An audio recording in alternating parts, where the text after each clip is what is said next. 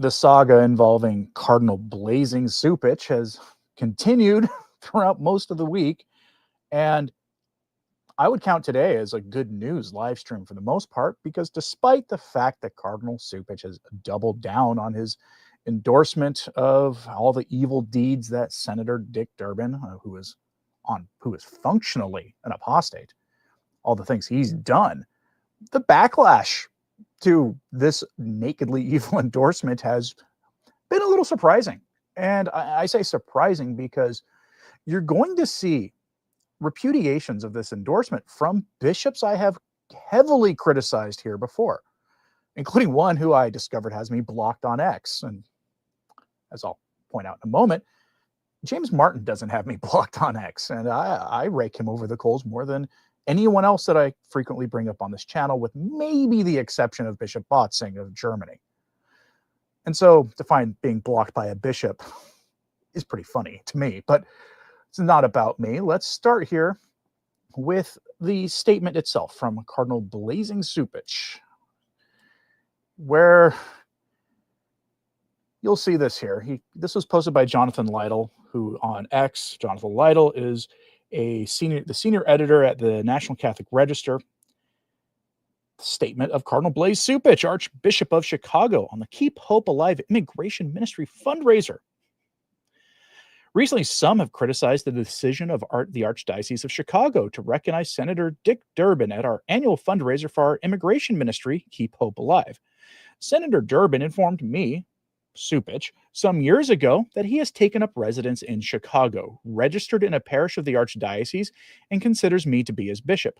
Accordingly, I have remained faithful to the May 2021 instructions of the then Congregation for the Doctrine of the Faith, advising bishops to, quote, reach out to and engage in dialogue with Catholic politicians within their jurisdictions, as a means of understanding the nature of their positions and their comprehension of Catholic teaching. At the heart of the consistent ethic of life, that's the key phrase here to understand what Cupich is doing, is the recognition that Catholic teaching on life and dignity cannot be reduced to a single issue, even an issue as important as the sacrifice to Moloch, whose name you cannot explicitly say on YouTube.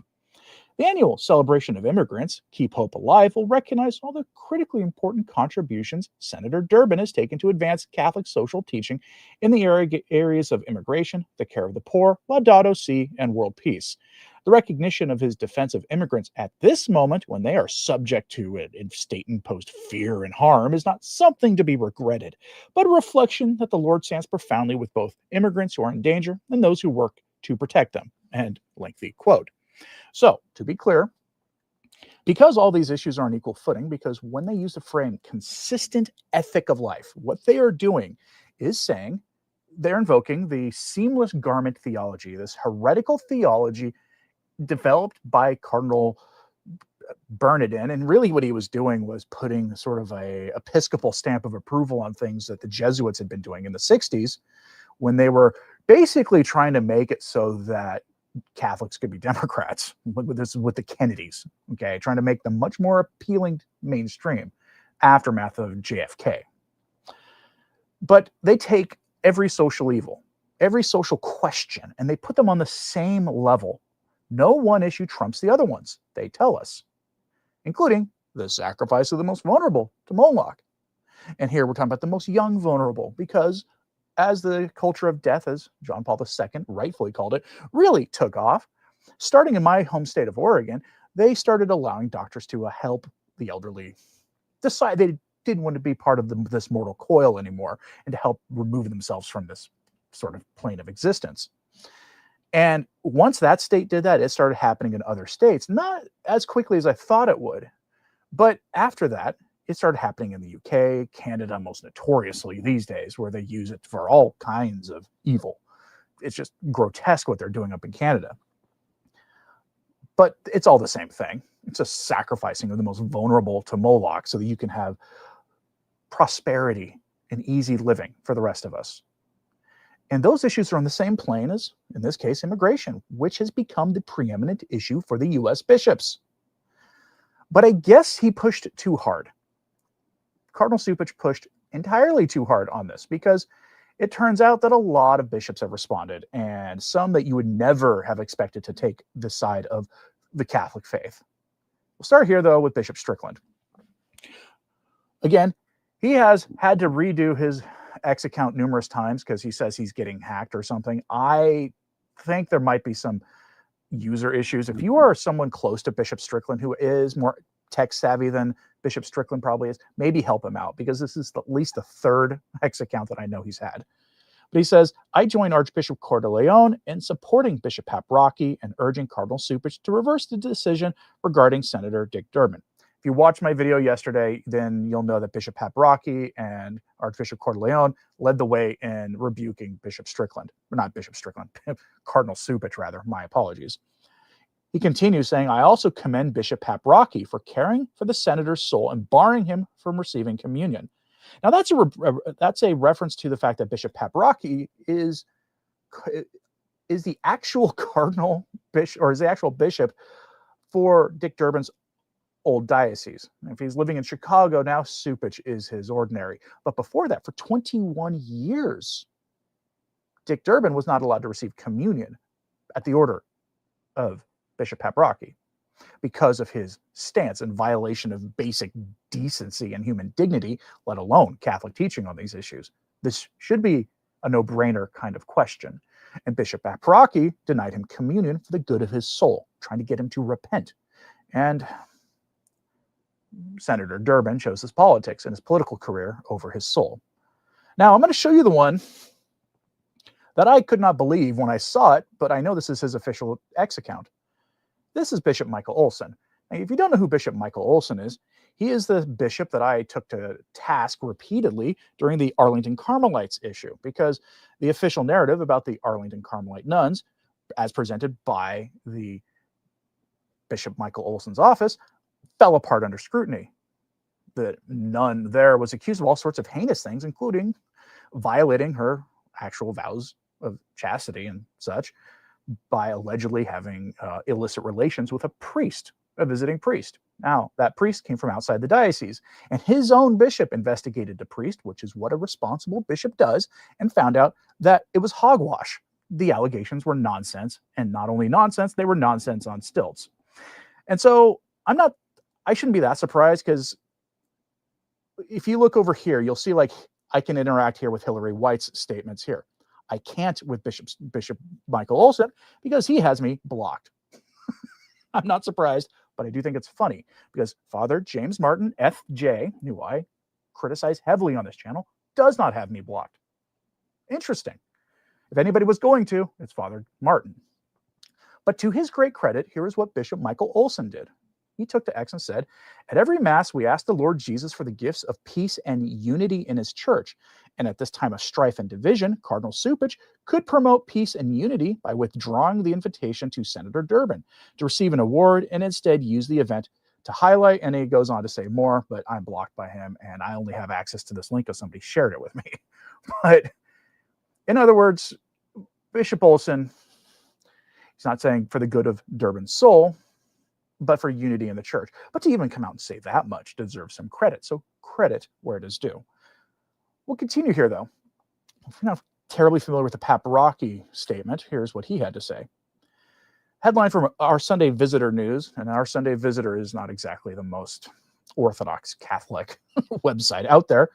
Bishop Paprocki and Cardinal Cupich, Durbin showdown. It's not against unity to speak the truth. You keep seeing this coming up.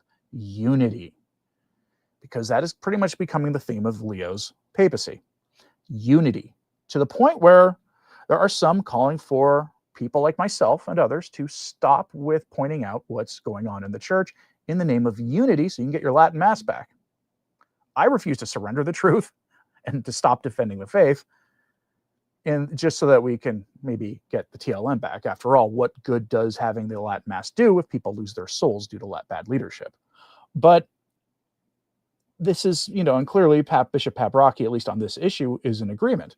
You cannot surrender on the truth in the name of unity, because you can only have unity in truth.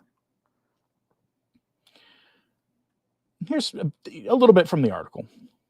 In an interview September 24th with Our Sunday Visitor News, Bishop Paprocki said that regardless of Senator Durbin's record on other issues, his public position supporting policies to protect the sacrifice to Moloch disqualifies him from receiving any awards per policies of both the U.S. Conference of Catholic Bishops and the Archdiocese of Chicago itself. Yes, Cardinal Cupich, as it's been well documented, is violating his own policies on giving Dick Durbin this award. His politics trumps everything, whether the written rules of the church governing governance issues or theology, because immigration trumps everything. He, Paprocki, argued that the award is not consistent with the church's teaching on life issues and that standing up for the truth is not breaking with unity within the church. He says, I believe the best outcome at this point would be that Cardinal Cupich and the Archdiocese of Chicago would rescind their Life Achievement Award to Senator Durbin. I think that it's clear that he's had a very strong, consistent pro-sacrifice policy as the U.S. Senator. And despite whatever other good things he's done, we talk about the consistent ethic of life. That was a big issue with Joseph Cardinal Bernardin, who was the Archbishop of Chicago back in the 1990s when I served as his chancellor. It seems to Senator Durbin he's taken this position for a number of years, that all the other good things that he does outweighs the fact that he's been a pro-sacrifice politician, and it simply doesn't work that way. It'd be like saying that a person's a good Catholic because he follows 9 out of the 10 commandments. But that one about the 5th commandment, thou shalt not kill, we don't follow that one, but the other 9 I do fine. So it's very inconsistent then to say we're going to give a Lifetime Achievement Award to somebody who's promoting the ending of the most vulnerable. And it goes on. Now, you'll notice Paprocki is positively invoking Cardinal Bernardin there. Like, nobody's perfect, but still, standing up at this time in the name of Catholic truth is a courageous thing to do, and it should not be mistaken in any other way. Now, these are not the only bishops who've responded to this and taken pro-sanity positions. This is a screenshot of a statement by Bishop Ricken, and I'll give you a little more details on that in a second. But here's what Bishop Ricken had to say.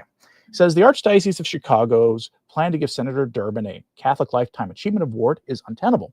Works of justice and protecting life are not mutually exclusive, but must be inclusive, meaning they're together. You cannot unseparate the two issues. That issue violates thou shalt not kill. I joined Bishop Paprocki and Archbishop Cordileone in urging Cardinal Cupich to retract this award. Let us together pray and act consistently for life. Now, I don't think Cupich is going to retract this. I would love to be wrong about this, but I don't think he's going to. A little bit more. We get from LifeSite. Headline, Nebraska Bishop Conley denounces Cupich's plan to honor this senator. I was shocked and bewildered. Here's what they quote him as saying, I too was shocked and bewildered to learn of this Lifetime Achievement Award to be presented to U.S. Senator Dick Durbin. The senator's public record has been consistently pro that issue, and he has opposed any protections for safeguards for those still in the womb. Even, let me go here to the rule thing. Even to point of rejecting legislation to protect those who survived failed attempts on them. That goes against the fundamental moral principles of the Catholic Church. It seems to me that there is still time to reconsider this decision. I pray for the good of the Church this award is not given to Senator Durbin, and the scandal it will likely cause the faithful is avoided. I don't see that as a possibility myself, but again, I would like to be wrong. It could just be that I'm being a little cynical. And then we get this one. This is Bishop Ricken in Wisconsin. Bishop calls on Cupich to retract award for this senator. Stressing that Durbin supports the legal ending of human beings, Bishop Ricken called out Cupich's plan as untenable. Then he goes on to talk about how the two issues are linked together. It's good to see bishops from a wide variety of places and, frankly, views doing this. Another bishop, Life News, reports that Bishop James Wall of Gallup, New Mexico, has condemned the award for this politician, Dick Durbin. Please join him in telling Cardinal Cupich to rescind the award. So, it's just in his diocese recently on a road trip with family, beautiful part of the country, and it's good to see that the bishop there has spoken in the defense of sanity and decency. Back to Jonathan Lytle here, who gives us the news that Bishop Kemme of Wichita has now publicly criticized Cardinal Cupich for planning to give a Lifetime Achievement Award to this senator, bringing the total to 8 U.S. bishops. Here's what he said. As a former priest of the Diocese of Springfield in Illinois, I support Bishop Thomas J. Paprocki in his objection to awarding Senator Richard Durbin, who is from Springfield, a Lifetime Achievement Honor. It is my opinion that his long-held views and consistent votes promoting that evil deed clearly disqualifies him for this award by the Archdiocese of Chicago. As a brother bishop, I urge Cardinal Cupich to withdraw this honor, which will ultimately cause scandal and confusion among the faithful. Now, and I will give a slight critique here in just a second of my main issue on the way these bishops are taking this, though.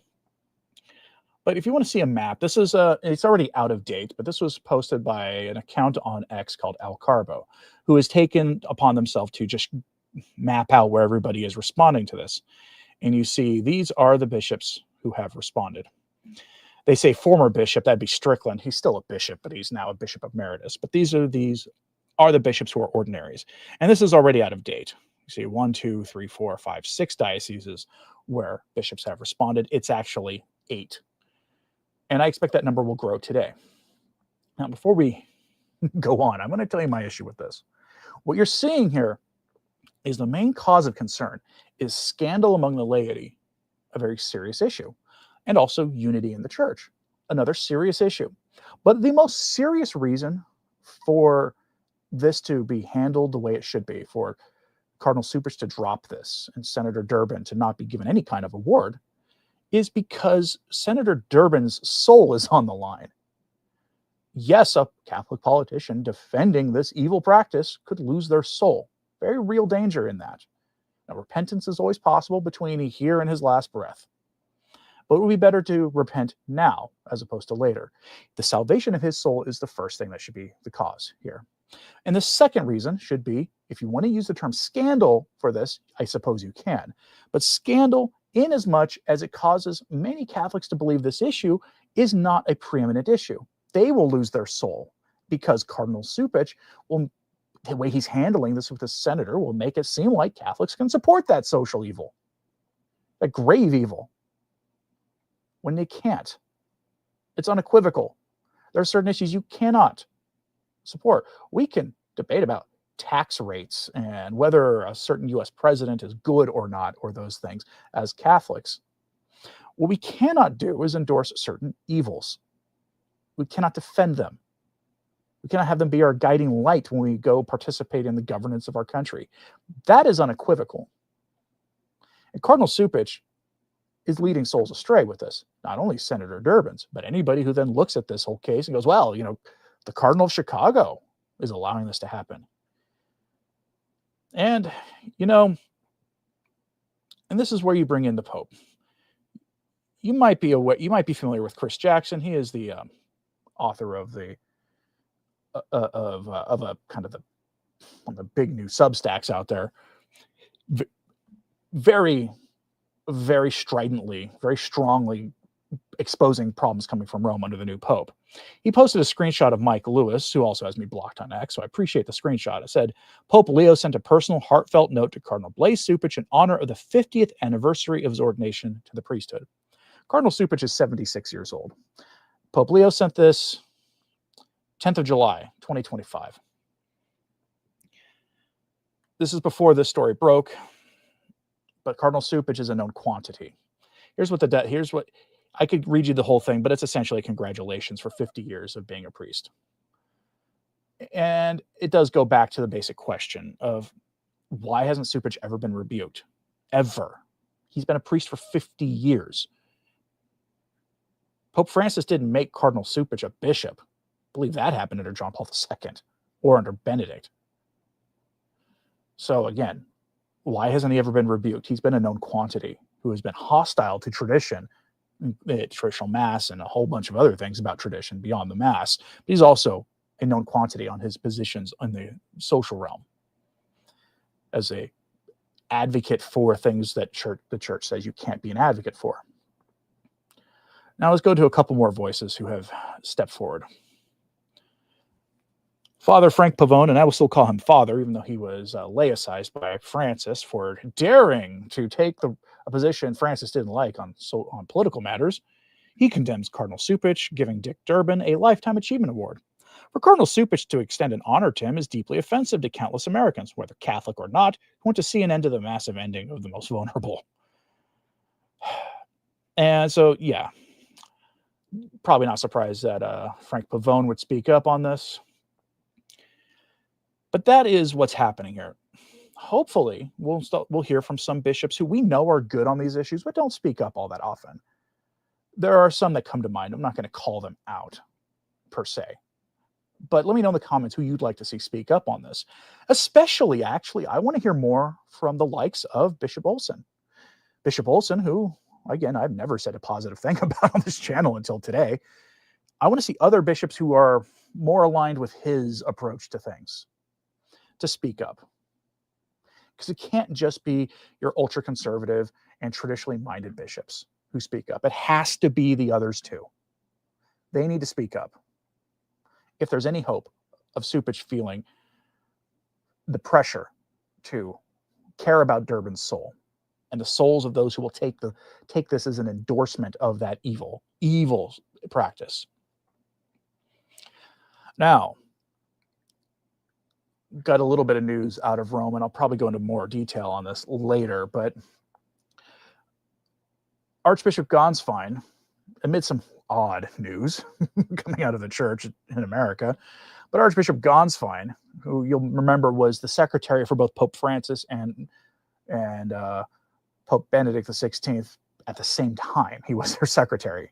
Before that, it was just for Benedict XVI during his papacy. He spent several years essentially sidelined by Pope Francis with no job at all. I don't even know how he paid his rent, to be honest with you. He had no job whatsoever for several years until towards the end of Francis's papacy. He made Archbishop Gonsfine a bishop somewhere. He actually gave him a diocese to be the ordinary of. Archbishop Gonsfine, as having been their personal secretary, is very well connected in Rome, you might say. And he told Die Tagespost, which is a major German outlet, who paywalls everything. And the one time I tried to sign up for it, what I ended up getting was a German language physical copy of a newspaper mailed to me, so that didn't work. Here's what he had to say, according to Michael Haynes, LifeSite News reporter. Just in, Archbishop Gonsfine on Pope Leo's possible Latin Mass changes. The painful wounds within the church that Traditionis Custodes has inflicted with regard to the celebration of the traditional Roman rite need urgent healing. After years of restrictions, the proposed papal initiative offers a unique opportunity to bring supporters and critics of the traditional Roman liturgy together and engage in dialogue, offers a unique opportunity to break down enemy stereotypes and overcome mutual rejections. So in other words, he's making the case that the TLM, this whole issue that the Pope will have the opportunity to address, is itself an opportunity to foster unity in the church. We shall see. I'm not willing to stop my critiques of things in the hope of getting the Latin Mass back for people when souls are on the line, souls being led astray by synodality and all sorts of weird things. But it's interesting. And you're seeing a large number of bishops speaking out, large numbers of cardinals speaking out about this, to the point where Pope Leo in the next year or two may actually be moved to do something. I'm skeptical that he'll give them the Latin Mass back, no matter how nice and silent and how much zipping it goes on among people, but we shall see. But that's happening while we get weird news out of the United States. And I say really weird because there is a mania in the church today. It's like an affliction of the mind, and that is ecumenical dialogue. It's this idea that we go beyond talking to members of other religions, Protestants, or people who reject Christ entirely, with an eye towards them coming to know Jesus and coming into the church. That is correct ecumenical dialogue. There's nothing wrong with that.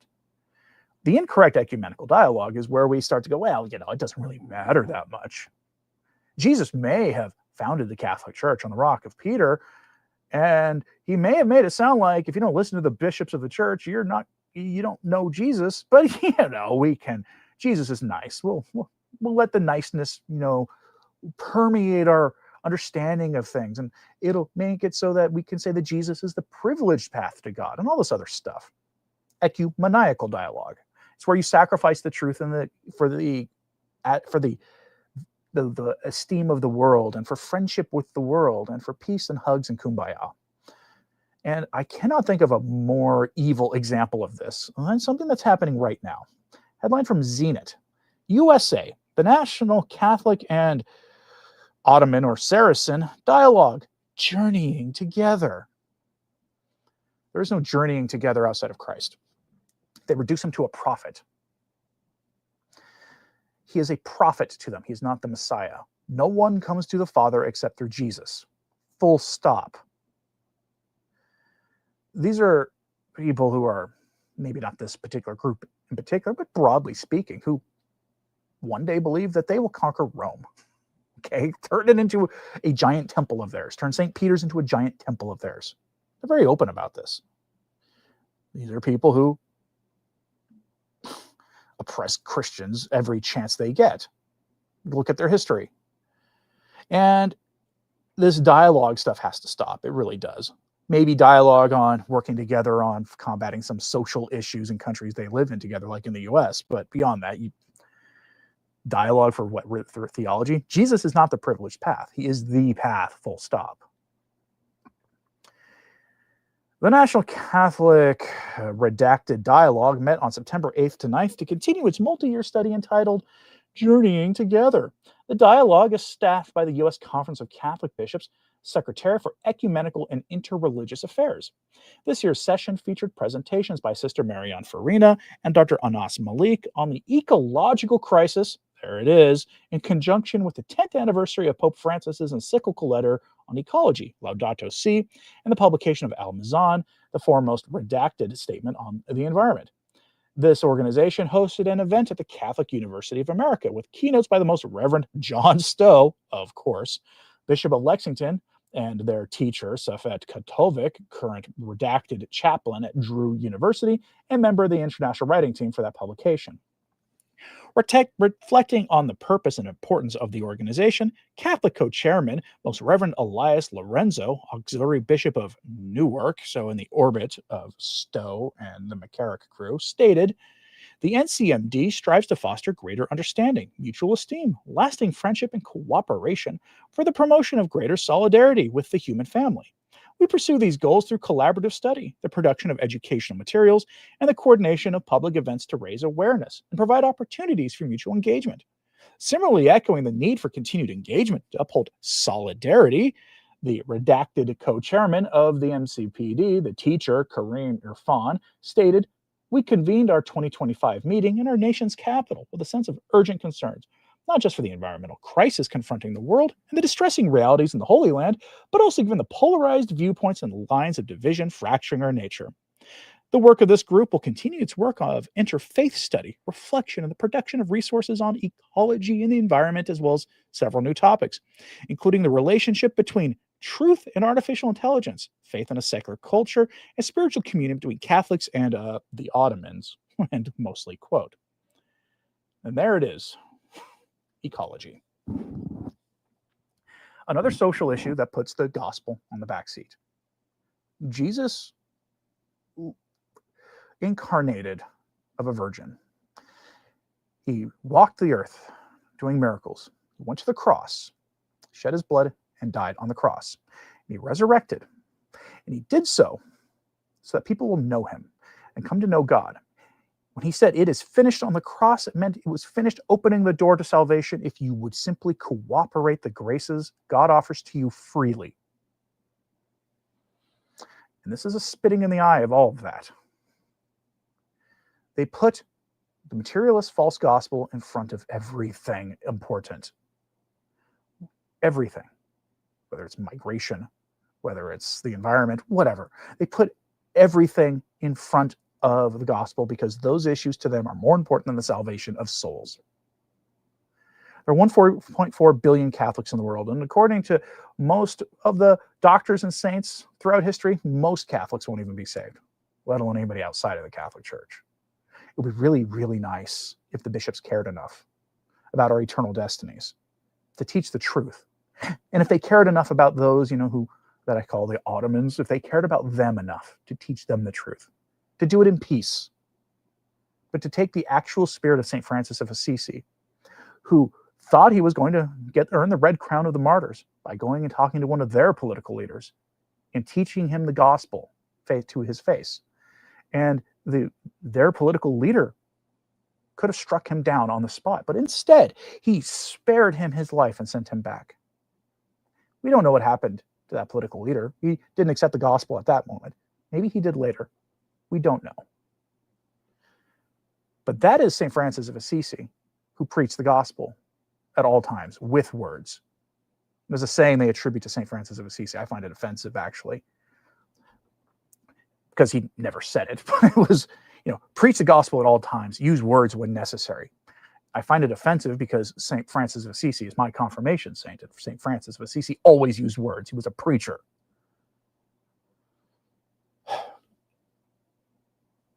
That should be the guidestone, not this ecumenical stuff. Not this, let's go talk about making a better world. If you want to make a better world, you teach your neighbor the gospel. You work for the spread of the gospel to bring souls to Christ. That is how you make a better world. Everything is downstream from Jesus Christ. Everything. Let me know what you think about this in the comments, please. Hey, like and subscribe if you haven't. It does help. Sharing this on social media helps too. And folks, if you've ever thought about supporting the work we do here at Return to Tradition, the subscribe plus button is that old join button. In the description box below, you'll find, Patreon and Subscribestar and all those kinds of things. All of those options asked for by viewers of this channel. They do help keep these daily messages coming. Please pray for the church and everybody we spoke about today, especially anybody we spoke about in a negative way. Not trying to make you mad at them. I'm Anthony Stine. Ave Maria.